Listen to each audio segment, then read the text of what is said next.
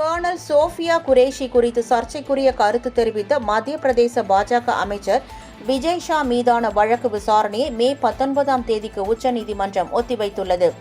பகல்காம் பயங்கரவாத தாக்குதலுக்கு பதிலடியாக பாகிஸ்தானில் இருந்த பயங்கரவாத முகாம்கள் மீது இந்திய ராணுவம் தாக்குதல் நடத்தியது. இந்த தாக்குதல்கள் தொடர்பாக இரு பெண் ராணுவ அதிகாரிகள் பங்கேற்று விளக்கம் அளித்தனர். இதனிடையே கர்னல் சோஃபியா குரேஷியை பகல்காமில் தாக்குதல் நடத்தியவர்களின் சகோதரி என குறிப்பிட்டு மத்திய பிரதேச அமைச்சர் குன்வார் விஜய் ஷா பேசியது சர்ச்சையை ஏற்படுத்தியது. இதனை அடுத்து அவர் மீது வழக்கு பதிவு செய்ய உத்தரவிட்ட அம்மாநில உயர்நீதிமன்ற முடிவிற்கு எதிராக உச்சநீதிமன்றத்தில் குன்வார் விஜய் ஷா மேல்முறையீடு செய்தார்.